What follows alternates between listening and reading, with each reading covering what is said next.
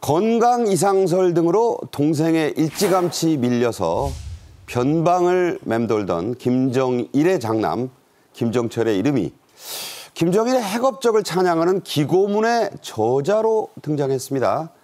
김정은의 친역이 맞는지, 맞다면 대체 어떤 역할과 지위를 부여받고 이러는 건지 관심이 고조되고 있는데요. 먼저 영상 보겠습니다.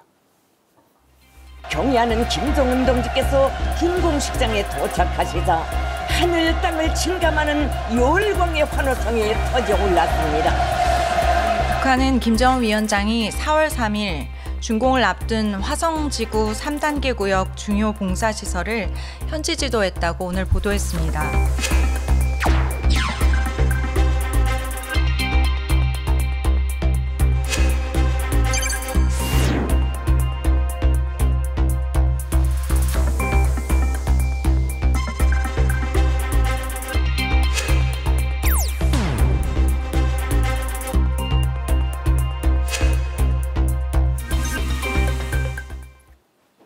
이 주제는 안찬일 세계 북한연구센터 소장님도 함께하겠습니다. 안녕하세요.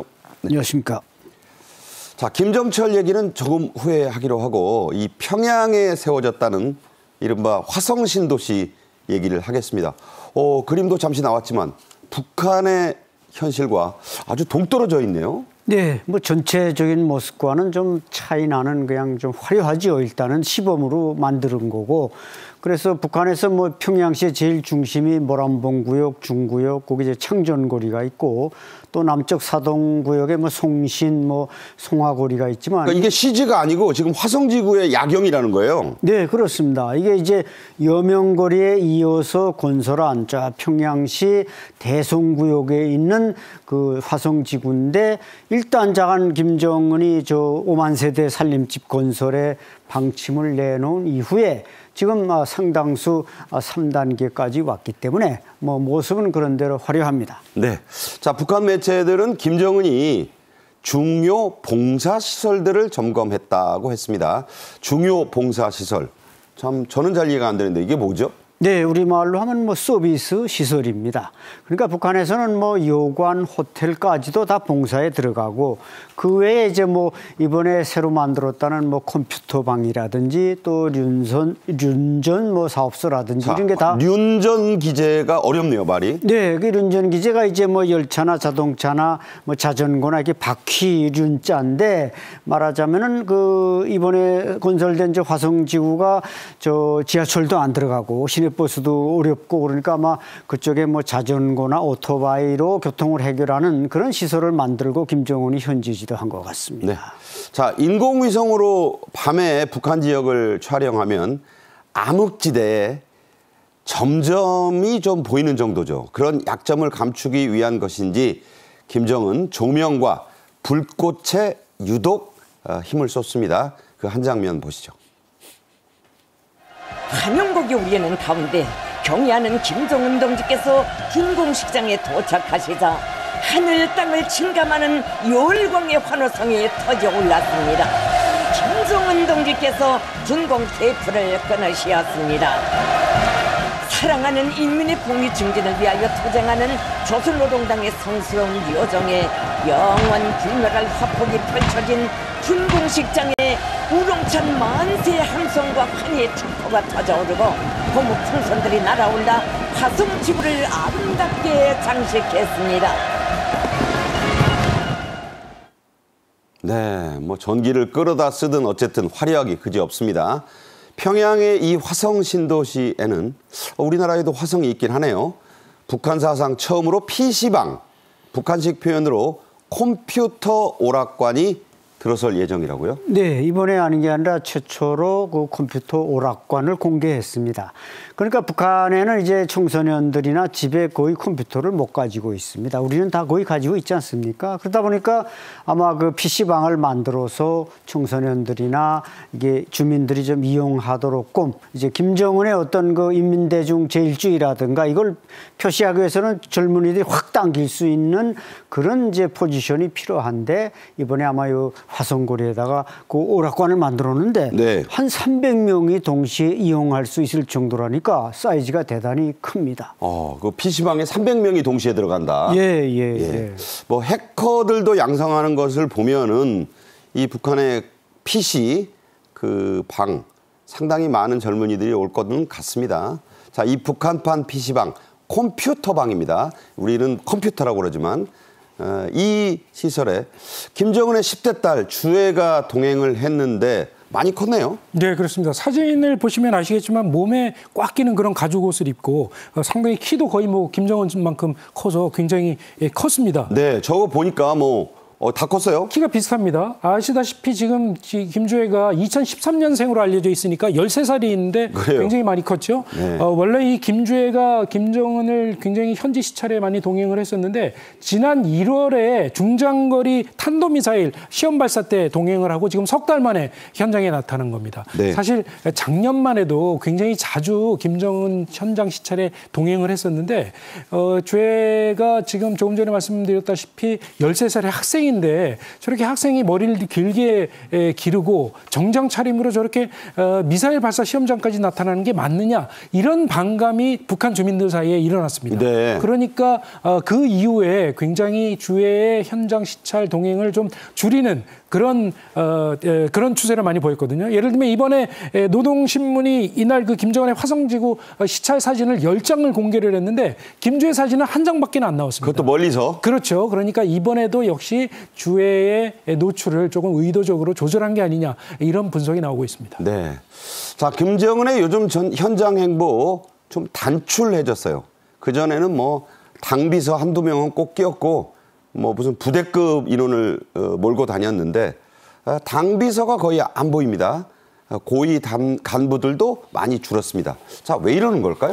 네, 김정은 위원장이 아마 자기 어떤 동선을 좀 최소한 극비리에 붙인다는 목적도 있을 거고 아닌 게 아니라 말씀하셨듯이 이번에 당연히 저 화성고리 저기에는 이제 박태성 총리라든지 경제부문 비서들이 동행해야 되는데 한 명도 동행하지 않았습니다. 네. 예, 김재룡 이제 당 규율부장 한 명만 동행을 했는데 그럼 부장급이잖아요. 예, 부장급이고 비서급은 아니니까 이런 걸 볼 때 뭔가 좀 김정은의 행동에 대해서 동선 비노출이라는 원칙도 있는 것 같고 또 밤 10시에 가다 보니까 간부들을 잔뜩 몰고 가는 것보다는 부시에 나타나는 게 효과 있다고 해서 효과 극대화 차원에서도 그렇게 한 걸로 판단이 됩니다. 네, 뭔가 이제 현장을 불시로 챙기는 지도자의 모습 이것도 아마 이미지 변신에도 쓰는 것 같습니다.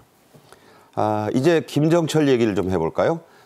최근 북한 학술지에 김정은의 친형 이름인 김정철이 김정일 그 아버지죠. 핵 업적을 찬양하는 기고문에 등장했는데 자 이 아무 직함 없이 이름만 나왔대요? 네, 그렇습니다.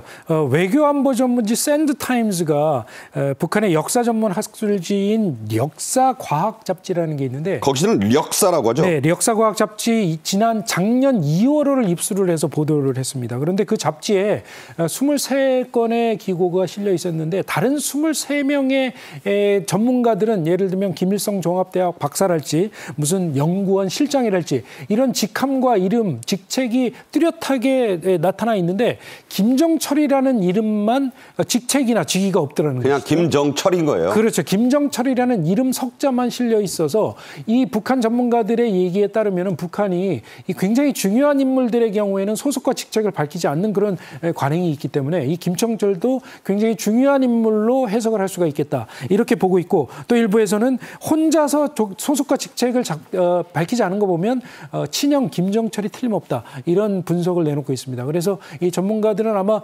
김정은의 북한 권력 장악이 이미 확실하게 자리를 잡았기 때문에 친형인 김정철에 대해서도 제한적이나마 이제 조금씩 공개하려는 그런 뜻을 가지고 있는 게 아니냐 이런 분석을 내놓고 있습니다. 우리나라에서도 어디 가서 이름만 딱 나오는 분이 그 조직의 가장 높은 사람입니다. 자막을 안 넣죠. 자, 이게 김정은의 친형 김정철일 가능성이 크다는 건 그 기고문이 바로 아버지가 되겠죠. 김정일의 핵 업적을 찬양하는 것이기도 하죠. 네, 그렇습니다. 김정일에게는 고용이 사이에 이제 김정철, 김정은, 김여정 이렇게 3명의 자녀가 있었는데 이자 신본부장님께서 설명하셨듯이 이름에 소속이 없이 나왔다. 이게 역사 과학 잡지라는 게 북한의 뭐 근로자라든지 당기관지 근로자라든지 뭐 또 일반 대중이 보는 천리마라든지 이거와는 좀 다르게 주로 엘리트들이 보는 잡지입니다. 그러다 보니까 여기에다가 이제 딱 그 이름만 석자로 내보냈다는 건 뭔가 김정철이 집에서 놀기만 하기엔 좀 심심하니까. 저게 좀 젊었을 때, 어렸을 때 모습이네요. 예, 저건 이제 에릭 클랩턴 공연 모습을 보러 다니던 때 모습인데 너무 그 정말 김정은의 형으로서 지금 뭐 일체 활동을 통제받으니까 얼마나 또 불편하겠습니까? 그래서 좀 뭔가 좀 대비하는 작품으로서 이번에 글을 쓴 게 아닌가 이렇게 판단이 됩니다. 네. 자, 김정철이 쓴 이 기고문이 공개된 시점도 묘하죠. 네, 작년 2월이라면 이제 김정일의 소위 그 광명성절 태어난 그 명절을 계기로 해서 아버지 생일 전후라 이거예요. 예, 전후로서 이제 데뷔했다는 점이 좀 절묘하고 그 다음에는 이제 핵 개발에 대해서 그 말하자면 김정일의 어떤 치적을 내세우는 그런 점을 이제 강조하는 글이었는데 아무래도 다른 사람이 김정일을 이렇게 칭송하는 것보다는 장남이 나와서 칭송을 하면 물론 일반 주민들은 모르지만 엘리트 속에서 김정철이 나와서 우리 칭송하면 김정일이 정말 대단한 사람이구나 이렇게 네. 우상화가 이제 말빨이 서는 겁니다 한마디로. 네, 자 백두혈통을 내세우는 그런 전략일 수도 있습니다. 김정철은 김정일의 장남으로 태어났지만 이런저런 이유로 후계 구도에서 일찌감치 밀려났었죠? 그렇습니다. 이 김정일의 첫째 아들은 성혜림이 나온 이제 김정남이고 김정남님이 피살이 말레이시아에서 죽었죠. 그렇죠. 그리고 무용수 고영희가 낳은 첫째 아들이 김정철 그리고 김정은이 김정철의 동생이고 김여정이 그 여동생이죠.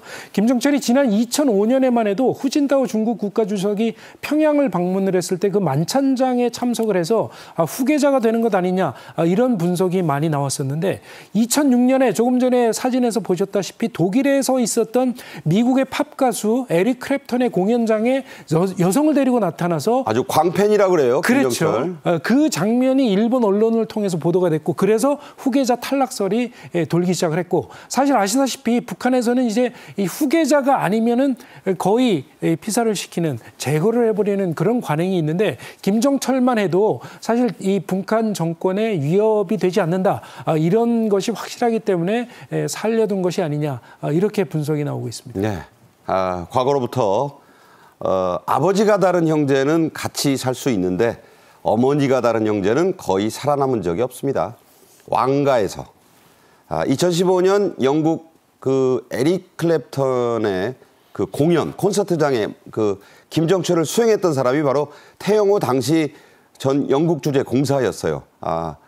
태 공사 지금 뭐 민주평통 사무 처장인데 자 음악밖에 모르는 사람이다 이런 말을 했어요. 네, 맞습니다. 그 2015년 이제 런던을 방문했을 때 공항에서부터 쭉 수행을 했고 뭐 그 기타 악기를 구입하고 뭐 할 때 다 수행했던 사람인데 아주 그때부터 김정은이 집권 한 지 한 3년이 넘은 때니까 말조심을 했겠죠. 제가 볼 때는. 그래서 아마 그 음악밖에 모른다는 것은 의도적으로 이 김정철이 그 뭐 태영호 공사 앞에서 또 다른 사람들 앞에서 발언 잘못하면 다 보고된다는 걸 아니까 무서워서 그저 음악 얘기만 했지 다른 말은 아마 한마디도 꺼내지 못했을 것입니다. 자, 중요한 것은요. 그동안 뭐 기타나 치고 호의호식 하면서 조용히 지내던 이 김정철이 맞는 것 같습니다. 갑자기 이 시점에 등장한 이유가 궁금하네요. 네, 뭐 10중 8구 맞다고 저도 보고요. 지난 이제 연말 송년회 때는 김여정, 김정은의 동생이 이제 두 아들과 딸을 데리고 나타나지 않았습니까? 네. 그러니까 어떻게 보면 이게 김씨 왕조의 패밀리들이 지금 두각을 나타내려고 하는데 결국 김정철만 묻어두고 다른 사람들은 나서고 하면 이게 좀 불공평하다.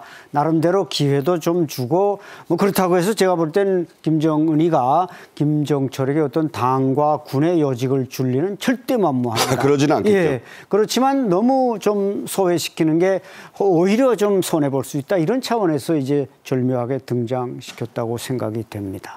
자, 김정은이 8살 때 이미 후계자 낙점을 받았다는 얘기가 나옵니다. 그렇다면 김정철은 정말로 일찌감치 후계자에서 밀려난 셈이 되죠? 네, 그렇습니다. 김정철이 1981년생이고 김정은이 1984년생입니다. 3살 차이네요. 예, 3살 차이고 또 이제 김여정이가 88년생 4살 차이고. 그런데 이제 말씀하신 대로 여동생 8살 때 후계자로 낙점됐다. 이 출생설에 대해서도 말하자면 이강 그 고용희의 동생 고용숙이가 이모부죠, 이모부. 네, 이모부가 망명하지 않았습니까? 미국으로 갔죠? 예, 스위스에 있을 때는 이제 박곤이라는 이름도 사용했습니다만 그 사람이 김여정은 평양에서 태어나고 김정은은 원산에서 태어났다. 이렇게 이제 말했다고 하는데 어쨌든 이 세 사람 중에 김정은은 이제 당연히 후계자가 됐고 김정철이 거기서 밀린 건 이제 그 어떤 과다분비증, 호르몬 과다분비증이라는 질병이 있고 그래서 이제 또 성격도 상당히 그 김정은은 좀 난폭한 데가 있고 이런 점이 아마 낙점이 돼서 일찌감치 8살에 후계자로 낙점이 된 것 같습니다. 김정철을 김정은이 굳이 제거하려 하진 않겠죠? 네, 제가 볼 때는 크게 종족으로서의 세력화도 못하게 다 감시망 속에 있으니까 굳이 과거 김정남은 이제 불안하니까 제거했지만 김정철은 제거하려고 하지는 않을 것 같습니다. 네, 오늘 김정철로 추정되는 사람 얘기를 해봤습니다. 안찬일 소장, 신치영 본부장과 함께했습니다. 고맙습니다. 네, 잘 들었습니다.